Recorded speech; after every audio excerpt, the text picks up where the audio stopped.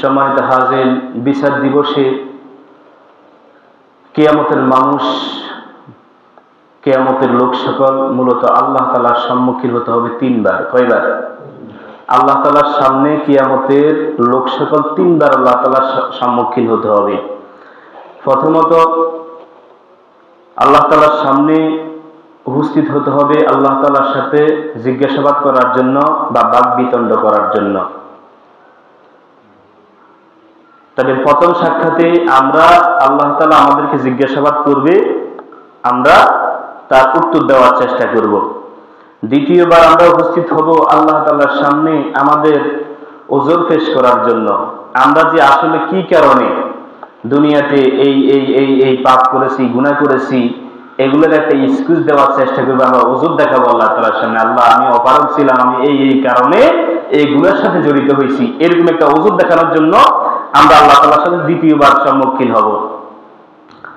আর তৃতীয়বার আমরা আল্লাহ তাআলার সাথে সম্মুখীন হব সর্বশেষ আল্লাহ তাআলা আমাদের প্রত্যেকের হাতে আল্লাহ তাআলা আমলনামা দিয়ে দিবেন।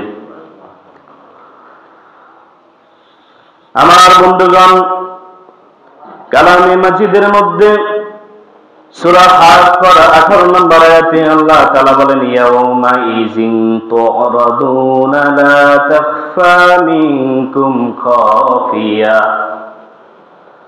রব্বুল আলামিন বলেন, সেদিন তোমাদেরকে আল্লাহ তাআলার আদালতে পেশ করা হবে। সেদিন তোমাদেরকে আল্লাহ তাআলার আদালতে উপস্থিত করা হবে, পেশ করা হবে। আমার বন্ধুগণ, আমাদের দুনিয়াতে যেমন আদালতে আমাদেরকে পেশ করে, আমাদের শুনানি যেই দিন, রায় যেদিন, সেই দিন আসামিকে দুনিয়াতে যেমন আদালতে পেশ করা হয়, উঠানো হয়, ঠিক তেমনি ভাবে কিয়ামতের দিন, বিচার দিবসের দিন আমাদের সকলকে আল্লাহ তাআলার আদালতে পেশ করা হবে। সেদিন তোমাদেরকে আল্লাহ তাআলার আদালতে পেশ করা হবে। তোমাদের গোপন কিছু তথ্য, তোমাদের গোপন সমস্ত তথ্যগুলা, বিষয়গুলা আল্লাহ তাআলার আদালতের সামনে আর কোনো গোপন থাকবে না, সব কিছু প্রকাশ হয়ে যাবে। এজন্য আমার বন্ধুগণ, কিয়ামতের মাঠে বিচার দিবসে অনেক মানুষ এমন চিন্তা করবে যে আল্লাহ যদি আমাকে জাহান্নামেও দিয়ে দেয়, জাহান্নামে দিক, তারপরও আমার গোপন যে তথ্যগুলো আছে সেগুলো যেন মানুষের সামনে প্রকাশ না করে। এবং আল্লাহ তাআলা সেগুলা এই সূরা হাক্কার মধ্যে ধারাবাহিকভাবে এনেছেন। আল্লাহ তাআলা বললেন, তোমাদের কোনো গোপন বিষয়, গোপন তথ্য সেই দিন আর গোপন থাকবে না, সবকিছু প্রকাশ করে দেওয়া হবে। রব্বুল আলামিনের পরের আয়াতে বলেন, ফাআম্মা মান উতিয়া কিতাবাহু বিয়ামিনিহি। এবং যাকে আমলনামা দেওয়া হবে তার ডান হাতে, যার আমলনামা তার ডান হাতে দেওয়া হবে। এরপর ফায়াকুলু হাউমুকরাউ কিতাবিয়া, সেই ব্যক্তি কিয়ামতের মাঠে সমস্ত মানুষদেরকে বলবে, এই নাও আমার আমলনামা, তোমরা পড়ে দেখো। এবং সেই ব্যক্তি এতটা আনন্দ থাকবে, সেই ব্যক্তি বলবে, দেখ দেখ পড় আমার আমলনামা। সুবহানাল্লাহ। فأما من أوتي كتابه بيمينه فيقول هاؤم اقرءوا কিতাবিয়া। যে ব্যক্তির আমলনামা তার ডান হাতে দিবে, সে এত বেশি আনন্দ থাকবে, কিয়ামতের সমস্ত লোকদেরকে দেখাবে আর বলবে, দেখ আমার আমলনামা, তোরা পড়। এরপরে রব্বুল আলামিন বলেন, ইন্নী যানানতু আন্নী মুলাকিন হিসাবিয়া। এরপরে সে বলবে, আমি আগেই বিশ্বাস করেছি, মানে দুনিয়ার থাকতে আমি বিশ্বাস করেছি কিয়ামত দিবসে, বিচার দিবসে আমাকে আল্লাহ তাআলার সম্মুখীন হতে হবে। তোর ওই ব্যক্তি আনন্দ চিত্তে তার আত্মীয় স্বজনদের কাছে যাইয়া বলবে, দেখো দেখো আমি উত্তীর্ণ হয়েছি, আমার আমলনামা ডান হাতে এসেছে, তোমরা পড়ে দেখো। সুবহানাল্লাহ। এবং সেই ব্যক্তি তাদেরকে আরো বলবে, আমি দুনিয়াতে থাকতে এই কথা বিশ্বাস করতাম যে আমি আল্লাহ তাআলার সম্মুখীন হতে হবে, আমি আল্লাহ তাআলার আদালতে দাঁড়াতে হবে, আল্লাহ তাআলার কাছে হিসাব দিতে হবে। এজন্য আমি সব সময় ভীত সন্ত্রস্ত থাকতাম দুনিয়াতে। আল্লাহ তাআলার সম্মুখে আমি কোন মুখ নিয়ে দাঁড়াবো, কি আমল নিয়ে দাঁড়াবো, সেই জন্য আমি সবসময় চিন্তিত থাকতাম। এরপরে রব্বুল আলামিন বলেন ফাহুয়া ফি আইশাতির রাদিয়া। রব্বুল আলামিন বললেন আর সেই ব্যক্তি একটি মনোভূত অর্থাৎ সুখী জীবন কাল কিয়ামতে লাভ করবে, সেই ব্যক্তির জীবনটা কাল কিয়ামতে সুখময় হবে। তাহলে যে ব্যক্তির আমলনামা তার ডান হাতে দিবে, সেই ব্যক্তি তার আত্মীয় স্বজনদেরকে আমলনামা দেখাবে আর বলবে বেটা পড়ে দেখ আমার আমলনামায় আমি পাস করেছি। যেমন দুনিয়াতে এ প্লাস পাইলে মেট্রিক পরীক্ষায়, ইন্টার পরীক্ষায়, ডিগ্রি পরীক্ষায়, এমনকি বিসিএস ক্যাডাররা যদি এ প্লাস পায়, যেমন নিজের আত্মীয় স্বজনদেরকে দেখায় এবং গর্বের সাথে বলে আমি বিসিএস এ প্লাস পাইছি, ঠিক তেমনি ভাবে কিয়ামতের মাঠে এই লোকগুলা যাদের আমলনামা ডান হাতে দেওয়া হবে, তারা তাদের আত্মীয় স্বজনদের কাছে যাইয়া বলবে দেখো আমার আমলনামা ডান হাতে আসছে, আমি উত্তীর্ণ হয়েছি, তোমরা পড়ে দেখো। সুবহানাল্লাহ। আর আল্লাহ তাআলা বলবেন সেই ব্যক্তি যে আমলনামা ডান হাতে পেল, সেই ব্যক্তি কাল কিয়ামতে একটি সুখময় জীবন লাভ করলো। সুবহানাল্লাহ বলেন। প্রসঙ্গত আমি আপনাদেরকে সময় খুবই কম বলি। দুনিয়াতে আল্লাহ তাআলা, আমি বলছিলাম আমাদেরকে পাঠানোর, সৃষ্টি করার একমাত্র উদ্দেশ্য হলো আল্লাহ তাআলাকে কি করা? ইবাদত করা, আল্লাহ তাআলার ইবাদত করা। এখন দুনিয়াতে ইবাদত করতে গেলে আমাদের অনেক কিছু প্রয়োজন হয়। যেমন আমাদের খাওয়ার প্রয়োজন হয়, পান করার প্রয়োজন হয়। খাওয়ার জন্য খাবার, পান করার জন্য পানি লাগে কি লাগে না? এরপরে আমরা থাকার জন্য বাসস্থান লাগে কি লাগে না? থাকার জন্য ঘর লাগে, বাড়ি লাগে। এরপরে আমাদের মানব জীবনটাকে অবশিষ্ট রাখার জন্য, মানবতার সিলসিলাকে রাখার জন্য বিবাহ শাদী করা লাগে। বিবাহ শাদী করার মাধ্যমে সন্তান সন্ততি জন্ম দেয়। এগুলো সবগুলো আমাদের দুনিয়াতে প্রয়োজন। কিন্তু আপনি কি কখনো দেখছেন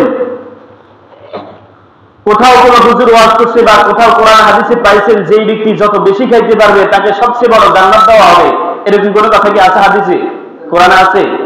কোন হুজুর কি ওয়াজ করছে যে সবচেয়ে বেশি খাইতে পারবে, দুনিয়াতে যে সবচেয়ে বেশি টাকা উপার্জন করবে অথবা খরচ করবে, বেশি খাবে, তাকে সবচেয়ে বেশি জান্নাত দেওয়া হবে বা সবচেয়ে বড় রিজিক দেওয়া হবে, এমন কোন কথা আছে নাকি?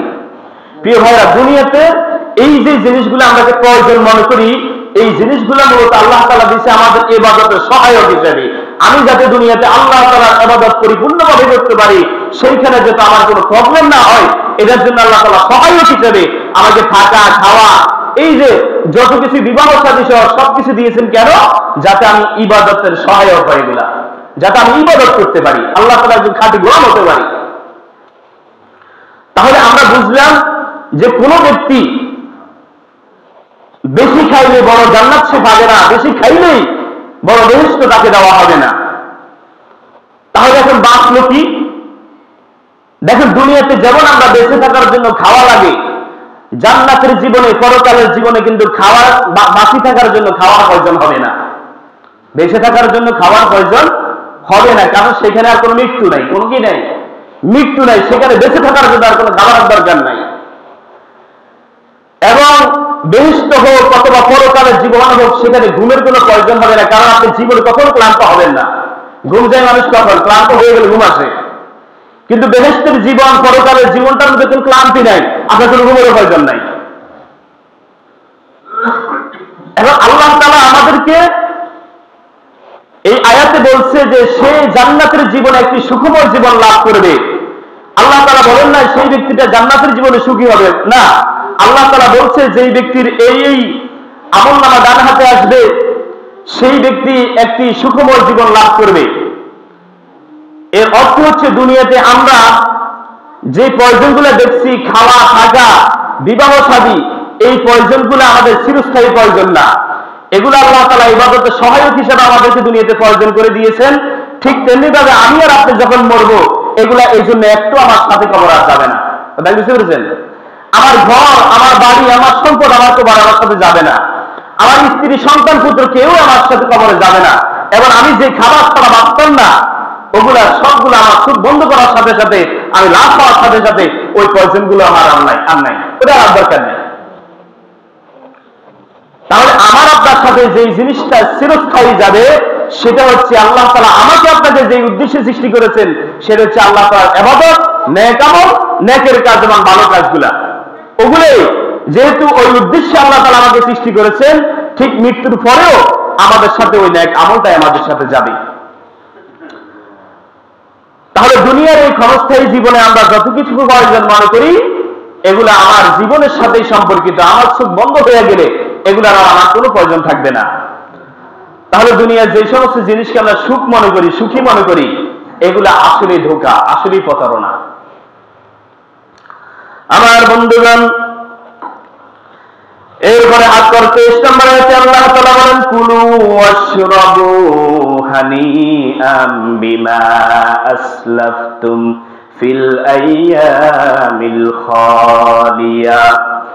রব্বুল আলামিন বললেন, এবং তাদেরকে বলা হবে, তোমরা বিগত দিনগুলোতে যে সমস্ত কাজ করেছিলে, অর্থাৎ দুনিয়ার জীবনে তোমরা যে সমস্ত নেক আমল করছিলে, দুনিয়ার জীবন থেকে তোমরা যে সমস্ত নেক আমলগুলো আল্লাহ তাআলার কাছে পাঠিয়েছ, তার বিনিময়ে খাও এবং পান করো এবং সুখময় একটি জীবন লাভ করো।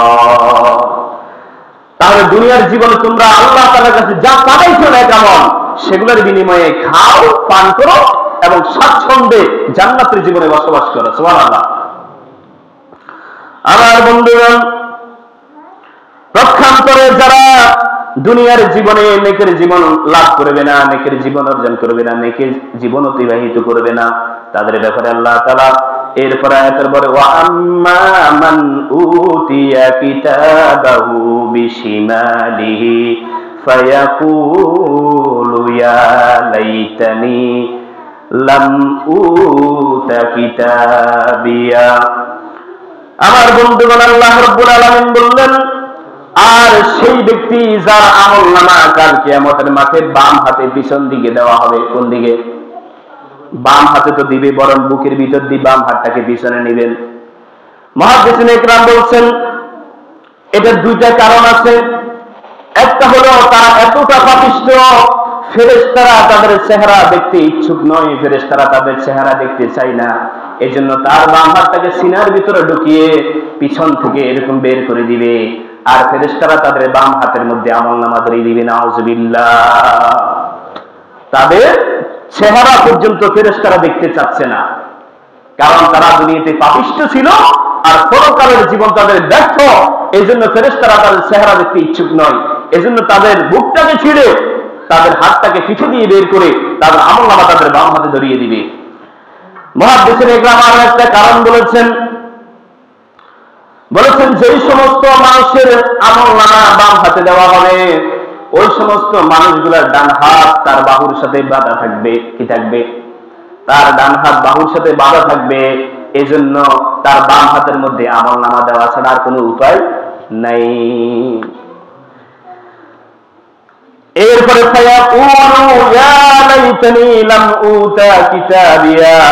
যাদের আমলনামা তার বাম হাতে পিছন দিকে দেওয়া হবে, সেই ব্যক্তি বলবে, আহা আমাদের ধ্বংস, আমাদের দুর্ভোগ, আমাকে যদি আমলনামা দেওয়াই না হতো তাহলে কত ভালো হতো। আজকে যদি আমাকে আমলনামাটা নাই দিত, না দেওয়াই হতো, তাহলেই ভালো হতো। কারণ তারা তাদের ধ্বংস তাদের সম্মুখে, তাদের চোখের সামনে তারা দেখতে পাচ্ছে, এবং তারা নিজেদেরকে বলবে, আমার ধ্বংস, আমি দুর্বল, আমি হতভাগা, আজকে যদি হারে আমার আমলনামা আমাকে নাই দেওয়া হতো তাহলে কত ভালো হতো। আমার বন্ধুগণ, এরপরে রব্বুল আলামিন বলেন, ওয়াউদিয়াল কিতাবু ফাতারাল মুজরিমিনা মুশফিকিনা মিম্মা ফিহি ওয়ায়াকুলুনা ইয়া ওয়াইলাতানা মা লিহাযাল কিতাবি লা ইউগাদিরু সগীরাতান ওয়ালা কাবীরাতান ইল্লা আহসাহা। এরপর রব্বুল আলামিন এবার মুহাম্মদ সাল্লাল্লাহু আলাইহি ওয়াসাল্লামকে ডাক দিয়ে বললেন, ও মুহাম্মদ সাল্লাল্লাহু আলাইহি ওয়াসাল্লাম, আর আমলনামা সামনে রেখে দেওয়া হবে, অর্থাৎ ওই সমস্ত মানুষের আমলনামা যাদের আমলনামা বাম হাতে আসবে, তাদের আমলনামা যখন সামনে দেওয়া হবে, সামনে রাখা হবে, তখন তুমি অপরাধীদেরকে দেখবে, তাতে যা লেখা আছে তা দেখে তারা এতটা ভীত সন্ত্রস্ত হবে, এবং তারা বলে উঠবে, হাই এটা কেমন কিতাব, এটা কেমন কিতাব যেখানে আমার জিন্দেগীর সমস্ত পুঙ্খানুপুঙ্খানু ছোট, সবচেয়ে ছোট থেকে ছোট আমলনামাগুলো এখানে লেখা আছে, এরপরে বড় থেকে বড় আমলনামাগুলা, আমার কৃতকর্মগুলা সবগুলা পুঙ্খানুপুঙ্খানু লেখা আছে। তারা ভীত সন্ত্রস্ত হয়ে তারা বলবে, হায় আমাদের দুর্ভোগ, এটা কেমন কিতাব, এটা কেমন খাতা, কেমন আমলনামা, যেখানে আমার জিন্দগির যেটাকে আমি সবচেয়ে ছোট মনে করতাম, যেটাকে আমি পাশ কেটে যেতাম, এটা কোনো ব্যাপারে না, ওই জিনিসটাও পুঙ্খানুপুঙ্খানু এই আমলনামার মধ্যে লেখা আছে, এবং সবচেয়ে গুণের মধ্যে বড় গুণগুলো পুঙ্খানুপুঙ্খানু লেখা আছে, হিসাব রেখেছে আল্লাহ তাআলা। তারা ভীত সন্ত্রস্ত হয়ে অবাক হবে, তারা সমস্ত কৃতকর্মগুলা সেই কিতাবের মধ্যে উপস্থিত পাবে, সেই খাতার মধ্যে লেখা পাবে। এরপরে রব্বুল আলামিন বলেন, ওয়ালাম আদরি মা হিসাবিয়া, আর আমি জানতেই না পারতাম আমার হিসাব কি। অর্থাৎ ওই পাপিষ্ঠ গুনাহগারগুলা যাদের আমলনামা বাম হাতে আসবে, তারা এই আমলনামা দেখার পরে আফসোস করবে, হায় রে, আমি যদি আজকে জানতেই না পারতাম যে আমার হিসাব কি, আমার বিচার কি, তাহলেই না কত ভালো হতো। এরপরে রব্বুল আলামিন বলেন, ইয়া লাইতাহা কানাতিল কাদিয়া, আহা মৃত্যুতে যদি আমার সব কিছু শেষ হয়ে যেত। আমার বন্ধুগণ, দুনিয়াতে আমরা অনেকেই মনে করি আমরা মৃত্যুবরণ করলে, কবর দিলে মৃত্যুর সাথে সাথে আমার জিন্দেগীর এই কাল ওই পার। তারা তো ওই পার বিশ্বাসই করে না, পরকাল বিশ্বাসই করে না। তারা মনে করে আমি মরলে, আমাকে কবর দিলে আমার চ্যাপ্টার শেষ, আমার ইতিহাস শেষ, আমার হিস্ট্রি শেষ। তো ওই সমস্ত লোকগুলা বলবে, আরে মৃত্যুর সাথে সাথে যদি আমার জিন্দেগীর সব কিছু শেষ হয়ে যেত, তাহলে কতই না ভালো হতো। এরপর রব্বুল আলামিন বলেন, মা আজনা আন্নি মালিয়া, আজকে আমার ধন সম্পদ আমার কোনো কাজে আসলো না। দুনিয়াতে আমার বন্ধুগণ, আমরা টাকার পিছনে, ঘর বাড়ি বিত্তশালী হওয়ার জন্য আমাদের দিন রাত আমরা একসাথ করে ফেলি। আমরা মনে করি আমার ছেলে সন্তান এখন বড় হয়েছে, তাদের ক্যারিয়ার গড়ার জন্য আমাকে ইনকাম করতে হবে, আমি করতে থাকি। কিন্তু আমার বন্ধুগণ, আমার এই পরিশ্রম, এই টাকার পিছনে, টাকার প্রতি লোভ, আকর্ষণ, এই টাকার প্রতিযোগিতা আমার কিন্তু তখনও শেষ হয় না। যখন আমার নাতি নাতনি হয়, তখন আমার আরো একটা চিন্তা বেড়ে যায়, আমি আরো ইনকামের জন্য আরো বেশি প্রতিযোগিতা করি, এবং আমার সাথে আমার সন্তানও তখন আবার শুরু করে দেয়। অর্থাৎ মানুষ এই যে অর্থ করি উপার্জনের যে প্রতিযোগিতা, কার চেয়ে কে বেশি অর্থ কামাতে পারে, এই প্রতিযোগিতা মানুষের মুখে মাটি ঢুকা পর্যন্ত। আল্লাহ তাআলা বলেন, আল্লাকুমুত তাকাসুরু হাত্তা যুরতুমুল মাকাবির। রব্বুল আলামিন বলেন, এই যে সম্পদ উপার্জনের যে প্রতিযোগিতা, যেই লোভ, যেই লালসা, এই প্রতিযোগিতা, লোভ লালসা ততক্ষণ পর্যন্ত মানুষ থেকে বিনাশ হবে না, মানুষ থেকে পৃথক হবে না, যতক্ষণ পর্যন্ত তার মুখের মধ্যে মাটি ঢুকে না যায়, অর্থাৎ কবরে যাওয়া পর্যন্ত ওই ব্যক্তি অর্থ করে প্রতিযোগিতা চালিয়ে যাবে। আমার বন্ধু, আজকে আমরা কোটি কোটি লাখ লাখ টাকা ইনকাম করি, কিয়ামতের মাঠে আমি আপনি যদি ধরা খেয়ে যাই, আমরা আফসোস করব, মা আগনা আন্নি মালিয়া, আজকে আমার ধন সম্পদ অর্থ করি কোনো কাজে আসলো না। সবচেয়ে বেশি যারা আফসোস করবে তারা হচ্ছেন হালাকা আন্নি সুলতানিয়া, এবং আমার ক্ষমতা আমার কোনো কাজে আসলো না। আজকে আমরা কিন্তু যারা ক্ষমতাসীন রয়েছি, যারা আমরা আজকে সমাজ পরিচালনা করি এবং রাষ্ট্র পরিচালনা করি, আজকে আমরা কত রকম ক্ষমতা, এমনকি ফেরাউন বলছে, ফেরাউনের এই কারাগার গুলাতে এমনও কথা হইতো যে আমরা মারতে পারি, সবকিছু যাকে ইচ্ছা আমরা করতে পারি, শুধুমাত্র একজন মানুষকে আমরা নতুন করে জীবন দিতে পারি না, আর সব কিছু তাদের ক্ষমতা আছে, এরকম বলবে। আপনাদেরকে আমি একটা ইতিহাস বলি। রাসূলুল্লাহ সাল্লাল্লাহু আলাইহি ওয়াসাল্লামের উপরে আলাইহা 19 এই আয়াত যখন নাযিল হয়েছে, অর্থাৎ রাসূলুল্লাহ সাল্লাল্লাহু আলাইহি ওয়াসাল্লামকে আল্লাহ তাআলা বললেন, ও মুহাম্মদ সাল্লাল্লাহু আলাইহি ওয়াসাল্লাম, আমি এমন একটা জাহান্নাম তৈরি করেছি যে জাহান্নাম মেইনটেনেন্স করার জন্য, ইন্তজাম দেওয়ার জন্য আমি 19 জন ফেরেশতার ব্যবস্থা করেছি। কয়জন? 19 জন ফেরেশতা আছে জাহান্নামকে কন্ট্রোল করার জন্য, দেখভাল করার জন্য। তখন এই আয়াত যখন মুহাম্মদুর রাসূলুল্লাহ সাল্লাল্লাহু আলাইহি ওয়াসাল্লামের উপর নাযিল হলো মক্কার জীবনে, তখন মক্কার কিছু কাফের যুবকদেরকে আবু জেহেল রাসূলুল্লাহ সাল্লাল্লাহু আলাইহি ওয়াসাল্লামের পিছনে লেলিয়ে দিয়েছে যে রাসূলুল্লাহ হচ্ছে সবচেয়ে মিথ্যাবাদী একজন জাদুকর। নাউজুবিল্লাহ বলেন। তোমরা রাসূলুল্লাহর পিছনে, মুহাম্মাদের পিছনে তোমরা তাকে এরকম উত্তেজিত করবা, বিভিন্ন ক্রিটিসাইজ মূলক কথা বলে তাকে উত্তেজিত করবা। তখন এই আয়াত যখন নাজিল হলো যে জাহান্নামের মধ্যে থাকবে 19 জন ফেরেশতা, তখন ওই গুন্ডা বান্ডা যাদেরকে লাগিয়ে দিয়েছে তারা মুহাম্মদকে যখন দেখলো, সাল্লাল্লাহু আলাইহি ওয়াসাল্লামকে যখন দেখলেন, তখন মুহাম্মদকে শুনায় শুনায় বলে, ও কেউ কেউ নাকি বলে জাহান্নামের মধ্যে 19 জন ফেরেশতা থাকবে। একজন আরেকজনকে বলতেছে, শুন, ওই জাহান্নামের 10 জন ফেরেশতাকে আমি খাইছি, হাসিয়েন না, 10 জনকে আমি খাইছি আর 19 জন তোরা রাখিস। কথা কি বুঝতে পেরেছেন? অর্থাৎ মুহাম্মদ বলছে জাহান্নামের মধ্যে 19 জন ফেরেশতা থাকবে, ওই কাফেরদের মধ্যে একজন গুন্ডা বলতেছে ওই 19 জনের মধ্যে 10 জনকে আমি খাইছি। 10 জনকে কি আমি খাইছি আর 9 জনকে তোরা রাখতে পারবি না? তো তারা বলছে আমরা পারবো পারবো পারবো। এটা কি ক্ষমতা! এমনকি লূত আলাইহিস সালাম এবং সালেহ আলাইহিস সালামের জামানায়, এটা আমি একদিন বলেছি, মানুষগুলো এত বড় বড় ছিল, তাল গাছ খেজুর গাছের চেয়ে অনেক লম্বা লম্বা এবং খুব স্বাস্থ্যবান ছিল। তারা তো এমনকি আল্লাহ তাআলার সাথে পর্যন্ত যুদ্ধ করার জন্য প্রস্তুত ছিল। নাউজুবিল্লাহ। আসলে ক্ষমতা ব্যবহার করে আমাদের দেশের অনেক ক্ষমতাসীনরা যারা এরকম বলতো, পুলিশ প্রশাসনের মধ্যে কেউ কেউ বলতো নাকি যে আমরা শুধু নতুন করে জীবন দিতে পারি না, আর সব কিছু আমরা করতে পারি। আমার বন্ধুগণ, রব্বুল আলামিন বলেন, হালাকা আন্নী সুলতানিয়া, কিয়ামতের মাঠে ওই সমস্ত পাপিষ্ঠরা নিজেকে নিজে বলবে, হায়রে আমার ক্ষমতা আজকে আমার কোনো কাজে আসলো না, আমার সমস্ত ক্ষমতা আমার থেকে ধ্বংস হয়ে গেল।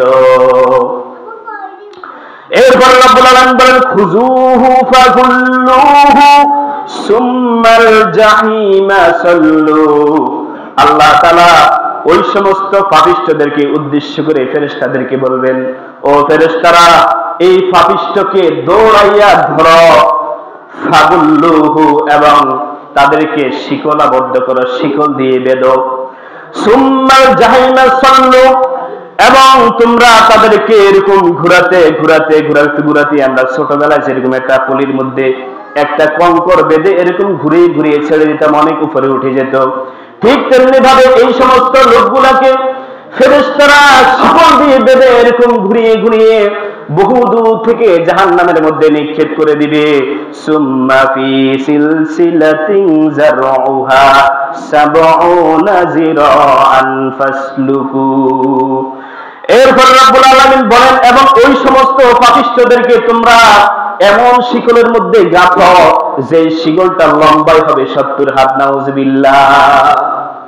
কিছু কিছু পাপিষ্ঠদেরকে তাদের পেটে, তাদের বুকে, কলিজা বরাবর, সিনা বরাবর তাদেরকে এরকম শুধু শিকল, এত কত মোটা হবে সেটা আমি জানি না, এরকম মোটা শিকল, যে শিকলের লম্বা হবে 70 হাত, ওটাকে বারবার তাদেরকে গাঁথা হবে, যেরকম আমরা একটা কিসে সুতার মধ্যে মালা গাঁথি না, সুতার মধ্যে মালা গাঁথি, নির্বাচন আসলে আবার টাকার মধ্যে সুতা গাঁথি, আছে না নাই? ঠিক এইভাবে শিকল তাদের পেটের মধ্যে এইভাবে গাঁথতে থাকবে। নাউজুবিল্লাহ। সেই দিন আমাদের সবচেয়ে আফসোস হবে, কিন্তু সেই দিন আফসোস করে তার লাভ নাই। প্রিয় ভাইরা, আমাদেরকে এখনই আমাদের পরকালের সামান আমাদেরকে এখনই জোগাড় করতে হবে। যে উদ্দেশ্যে আল্লাহ তাআলা আমাদেরকে সৃষ্টি করেছেন, সেই উদ্দেশ্য আমাদেরকে এখনই ফাঁকড়ে আঁকড়ে ধরতে হবে এবং অর্জন করতে হবে। আল্লাহ তাআলা আমাদের সকলকে পরকালে উত্তীর্ণ হওয়ার সামান, উত্তীর্ণ হওয়ার নেক আমল আল্লাহ তাআলা আমাদের সকলকে প্রস্তুত করার তৌফিক দান করুন। সাবরি আমিন।